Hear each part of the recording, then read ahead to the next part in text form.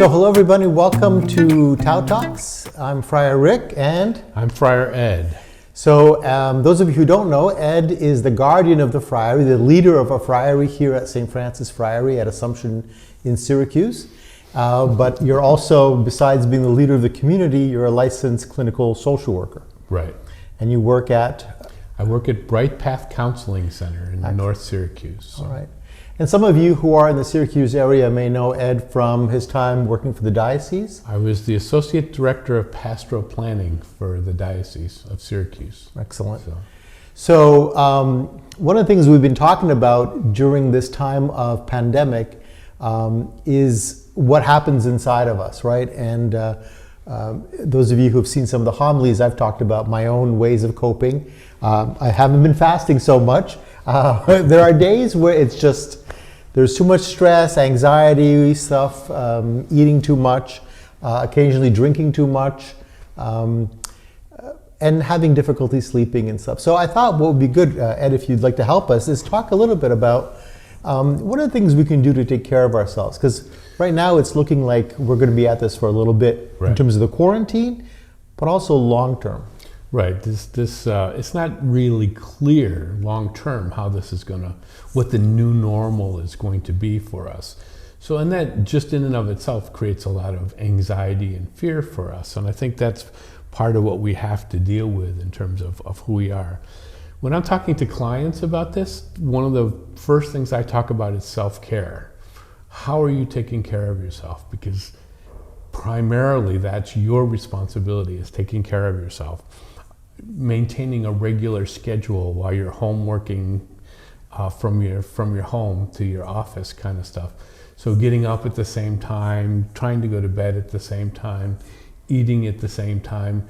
Maintaining some kind of regular schedule is really helpful just for your own circadian rhythms in your own physical body, but also I think your spirit. Having a regular schedule helps things seem normal. So creating a bit of a structure. Otherwise, definitely. Because we talked about that, right? Sometimes it's like, is this Sunday or is this Monday? It can all become very fuzzy. Certainly can. We've experienced that. So unless you have that, and at the Friary, we've gone from 7:45 morning prayer to 7:30, and we're having conventual Mass together, whereas some of us would go off to the parish for Mass. And I know for me, that's kind of, that's created a certain rhythm, and like by 9 o'clock, we've got stuff to do, right? Right. I think pretty good. That's built into our lifestyle, and that's the advantage we have. A lot of people don't have that built into it, and I think certainly it's helped me to be able to do that. Although some days I don't want to be there, but having that kind of schedule and having everybody together on the schedule has been real helpful here in the Friary. Sure. But for people who are by themselves or with just their family, it's much harder to do, and especially have teenagers. I have some clients who are dealing with their teenagers who like to sleep, want to stay up all night, and of course, my suggestion is to get them on a regular schedule, but don't get obsessed about it, because teenagers are going to be teenagers, and if they're getting their schoolwork done and doing what they're responsible for, then don't ride it so much. So finding that balance between trying to create some kind of a structure and maintain a normal kind of lifestyle without allowing people to express their anxiety. And if people need to sleep in or stay up and watch a movie, if they're not falling apart. Not becoming obsessive about the schedule. Sure. But, the other thing I talk about is trying to get some exercise. For some people that's really hard. The gyms are closed. You don't have exercise equipment at home. I suggest something very simple, like go for a walk. Just a half hour, 45-minute walk every day, every other day. Just get outside and do something active, physical. Not necessarily jogging or running, because most people don't want to do that, including myself. But just getting outside and getting your body moving and your blood flowing, and it helps release some of the anxiety and the tension that we're feeling, because of the situation and the circumstances. So getting some exercise helps. You know, I haven't done that at all. I have not been outside walking at all. I mean, to the store, that's about it. And some of you know I had a little bit of an accident earlier on in Lent. Fell down the stairs and hurt my knee, which still hurts occasionally. And the doctor said I'm fine to walk and actually to do anything I want. For some reason, it's weird though, some reason, even though I want to go out and I feel sort of cooped up, I also don't want to leave. Like I don't know if it's part of the depression that you get with this thing, or like you just want to stay home. And I think it's part of the depression, low-grade depression that goes on. The other piece I think is you just get used to being here. And I know for us, this is a huge, huge house.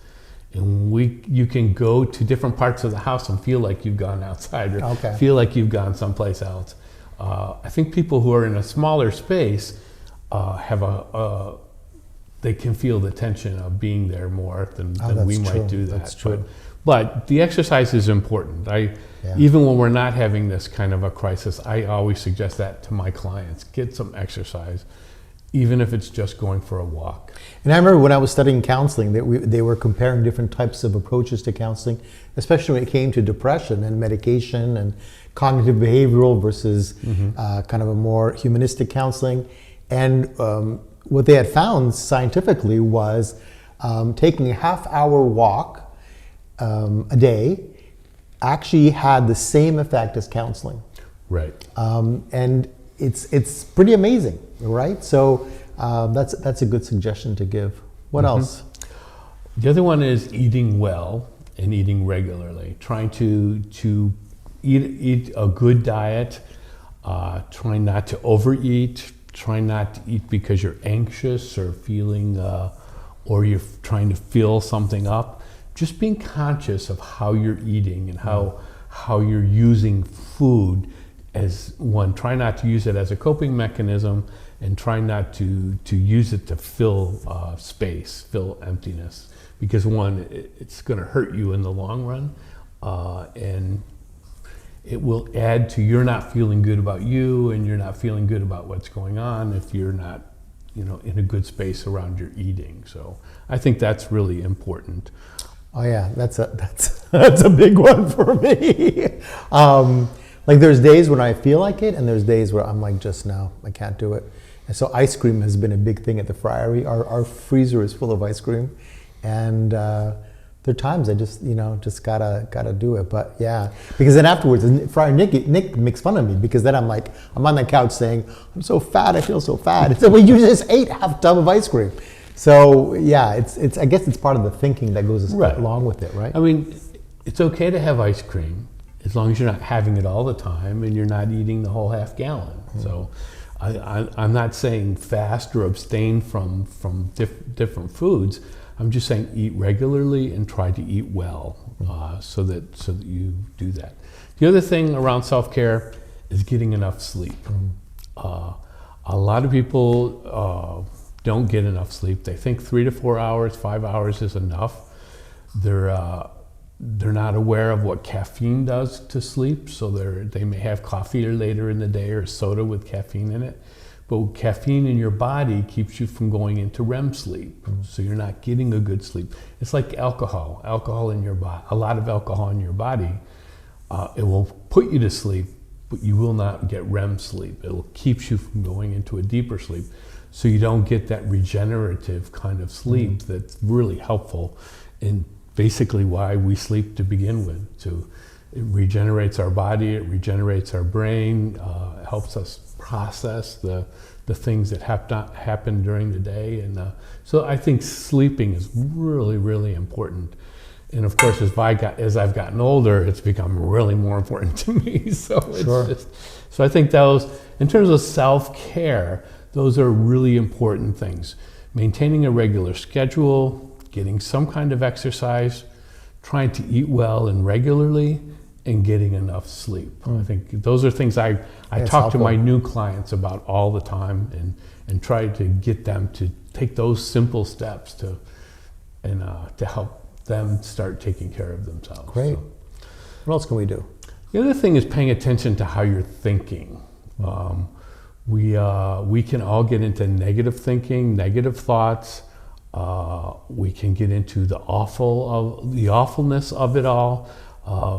When we're feeling helpless, we can go to really, really negative places and then bad places in terms of thinking and stuff. So part of it is, how do you move to the positive thoughts of who we are as persons and try to let go of the negative thoughts. Acknowledge them, don't fight them. Acknowledge them, let them go, and come back to the positive stuff. And some of that is, what are you watching on TV? What are you reading about? Watching too much of the news can really be awful, because there's a lot of negative stuff out there. So limit your news intake. Find stuff that's very positive generative energy that's helping you take care of that stuff. I think with the thinking and the news and stuff, I think it's important that you said don't deny the negative thoughts. And I think that was part of my homily this weekend. If you need to vent, right? Mm-hmm. But then move on. If you stay there, but acknowledge, I'm feeling very frustrated, or I'm angry with God, or I'm angry with the situation. That's okay to express that and to acknowledge that, but then to move on and not stay there. Right. Yeah. Because staying there, you start ruminating, and it brings you down, and then it starts the chemical changes in your brain that cause depression, and it just brings you down. Okay. It's also a good time. This is also a good time to practice one day at a time, staying in the moment. Part of that is, we don't know, especially with church, we don't know what it's going to look like when we open up in June. We don't know what it's going to be like in the fall. Kids going back to school. I know parents and guardians of kids are wondering what school's going to look like in September, or even if school's going to be there in September. Worrying about that stuff today is only going to drive you nuts. Trying to stay in the moment, take one day at a time, like in recovery, one day at a time. Just deal with what you got to deal with in the here and now, in today, so that the whole world future isn't on your shoulders, and you're not trying to solve everything. Well, that's also the gospel, right? I mean, Jesus says, look at the birds of the air. Exactly. They're okay, you're going to be okay. So I think it's an important lesson. And I tend to be one who likes to plan and organize, and I worry about the future. And right now, it's like, I don't know. Right. I have brides calling for weddings, and I'm like, I don't know. We will have to address it closer to the time. And that's not what they want to hear. But right now, weddings are like 10 people. And then, God willing, it looks like with the governor's phases, we're in phase 4. If you give 2 weeks to each phase, I think might mean that the churches might open up to some degree June 26th, 27th. So I have a wedding July 4th, I believe. What would that look like? We're going to have to wait, unfortunately, and just be patient and live in the moment. Yeah. Right. And that takes practice, because a lot of us are planners. I'm a planner. I like to think things out, be prepared, and all that kind of stuff. And it's okay to do some of that. Getting obsessed about it and worrying about it is not helpful. Yeah. It's not helpful to me. It's not helpful to anybody else. So, what also helps, I found, is in terms of practicing staying in the moment, and we talked to the Francis Corps volunteers about this, is the spirit of gratitude. Mm-hmm. St. Francis used to say, if you go to somebody's house and they feed you luxurious food, eat what's placed before you. At the same time, if your next day, all you have is a bowl of rice with some ashes on it, eat what's placed before you. Like, live in the moment, accept with gratitude what's in front of you. It doesn't mean you don't enjoy nice things, but when you don't have that, be satisfied with what you have. And so to be able to say, okay, well, I can't go out, I can't do this. What do I have around me right now? Mm-hmm. What are the blessings right here, right now in front of me? And I know that's helped me stay focused on, okay, right now, God blesses me today.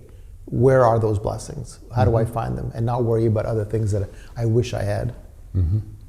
That moves into my next section.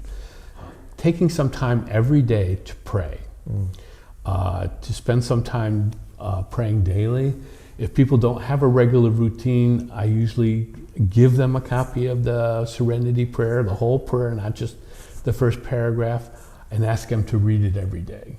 I mean, there's more than that first paragraph? There's more than that first paragraph. It's a very, very powerful prayer, and because it goes on and talks about accepting the whole world as God made it, kind of stuff. And it's just, we'll try to put that up at the end of the video. So I ask people to do that. If they don't have a prayer life, to just start doing that every day. Just read it sometime before you head out or in the morning. At this time, we got all this time, it might be a good time to learn a new meditation technique. There's lots of them out there. There's lots of videos on meditation and reflection. Take some time to spend reflecting or meditating on the gospel, on what the Lord's teaching us, on this beautiful season of Easter, which is coming to an end. The other piece that I have under prayer is practicing the art of gratefulness. And what I sometimes do for people who don't do that normally, or it's not part of their routine, I suggest making a list every day, sometimes before you go to bed, but you could do it in the morning, making a list of 5 things that you're grateful for. And then I tell them you cannot repeat those 5 things in the same week. And it's a challenge because we have our list of things we're thankful for, but then you have to start looking for other things. And the bottom line, we're Americans. We have way many things to be grateful for because we've just been so blessed, and we have a lot going on. And if you stay away from the awfulizing and making this catastrophe a terrible thing, you forget that we got electricity, we got heat, we got Central New York's coming into the summertime with the sunshine and the flowers and all that, and we have internet. Yeah. We have computers and phones, and we have a lot. Books, videos, movies, YouTube videos. I mean, so there's a lot of stuff that we need to be grateful for. So practicing the art of gratefulness, I think, as part of your prayer life, your spiritual preparation, I think those are important parts of taking care of ourselves. The last section I have in my group of things, points for this presentation, was relationships. Even though we may not be seeing people, we need to stay connected with them.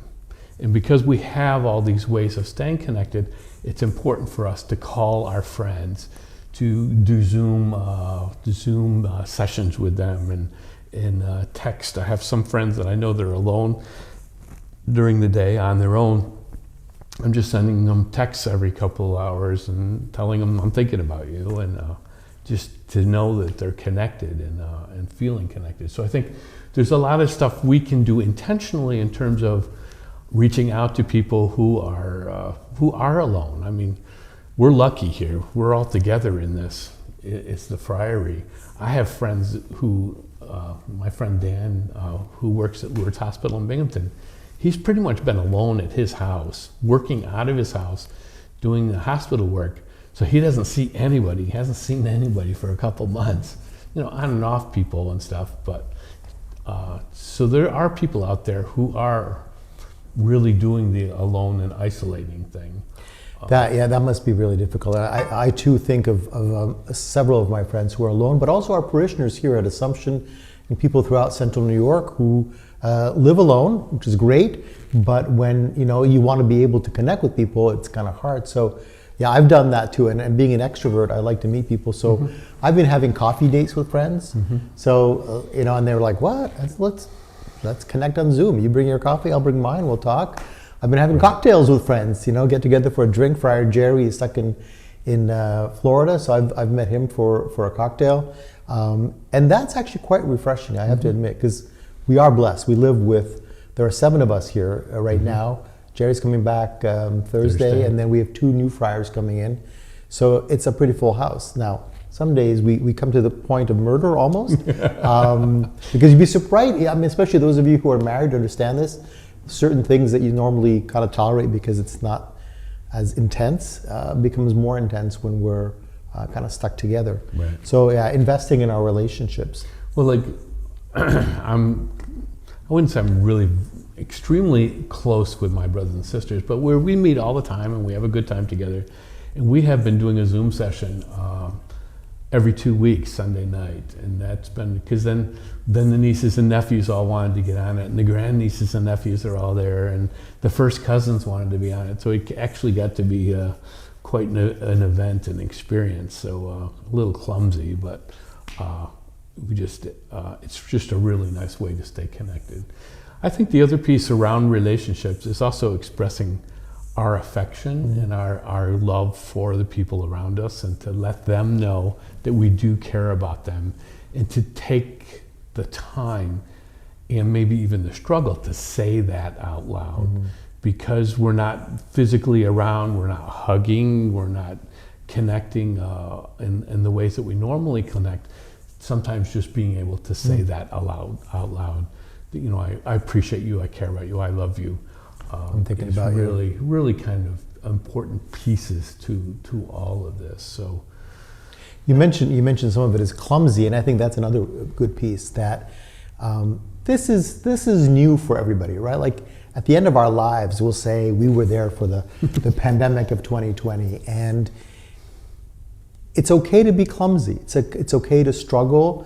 And I think it's really important to maintain a sense of humor, even when we act out in a way that's not healthy or whatever. Like, you know, when I have too much ice cream or what, to be able to say, oh, well, that was not the best way of coping. That's what it was, you know? Like, we're allowed to be imperfect. We struggle to do our best. But if we don't do so well, okay, well, tomorrow's another day. So allowing for the humanity to be there. Ed, what do you think long-term is going to happen in terms of, are we all going to leave, I mean, as best as you can guess, leave this experience traumatized? Are we going to be shell-shocked when things return to somewhat normal? Any thoughts on that?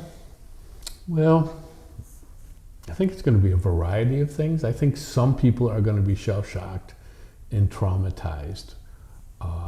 I can think of some clients who are high anxiety and were high anxiety before this happened, that their fear is just kind of gone off the wall kind of thing, and it's hard to know how that's going to come back to normal for them.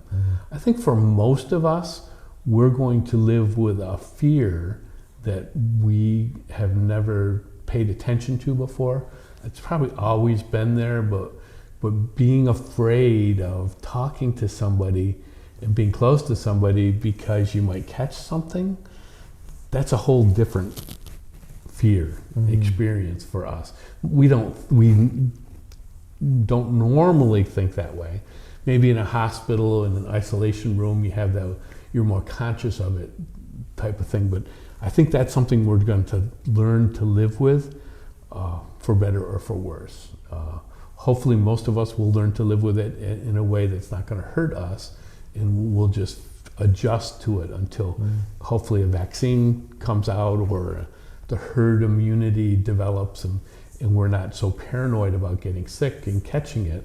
But until that stuff happens, I think there's going to be hopefully a healthy fear around connecting to people that aren't close to us, you know, in our circles. Sure. And that's going to be different. How people deal with that fear, I mean, we're watching some of that now.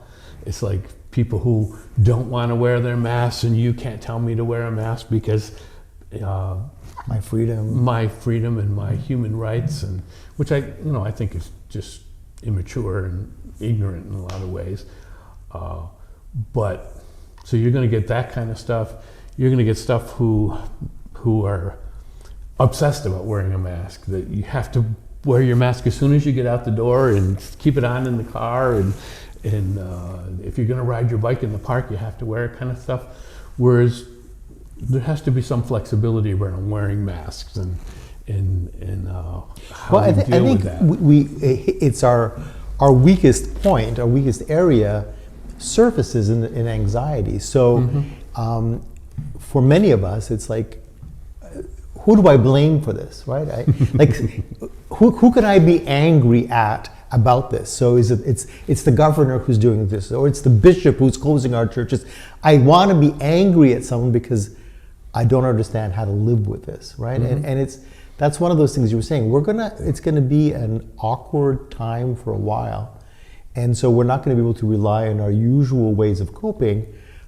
We have to really practice our faith and become people of the moment, and grateful and open to the present and what's going on. So it's going to require some flexibility, Mm-hmm. I think. For those who don't realize it and who haven't caught on yet, Ed and I live in the same friary. So that's why we're not wearing masks right now, and we're not 6 feet apart. But when we go out, we do that.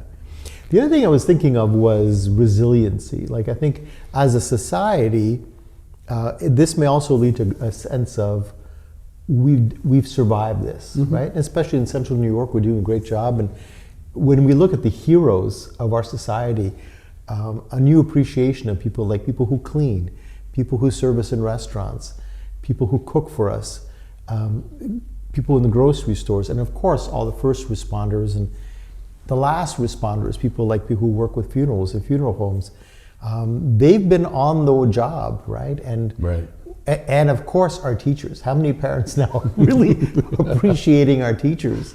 Hopefully that also helps us to evaluate what's important in our lives. Mm-hmm.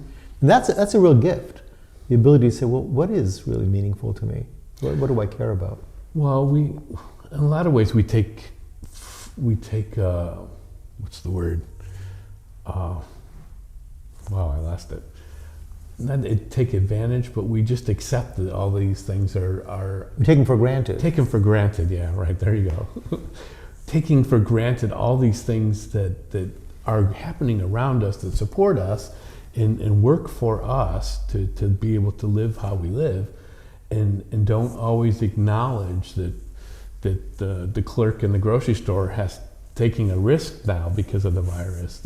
The nurses and the nurse practitioners, the doctors, and everybody else working in healthcare, taking huge risks in terms of their vulnerability to this virus that's going on. It is. So being that gets back into that, being grateful for, we have this good system. It's not a great system, but a good system of support and a good system of health care, and just being grateful for it and saying that to people. And I've been hearing that more and more, that people are just saying thank you more. And I think that's really good, a real positive outcome in terms of our awareness, our consciousness of, what are the dynamics of the support systems that take care of us. And it's pretty amazing when you start to think about it, So, we talked about some very basics of self-care, the food, sleep, recreation, kind of a structure, watching how we're thinking, our patterns of thinking, our spirituality, developing that, and staying close to relationships, and wrapping the whole thing is a sense of living in the moment and in gratitude. Mm-hmm. Hope that helps you. Leave a message below if you have some questions for Friar Ed or me, and we'll get back to you, hopefully. Until then, stay well, and we'll see you soon. Bye, Todd Talks people. Bye. Thank you. Bye.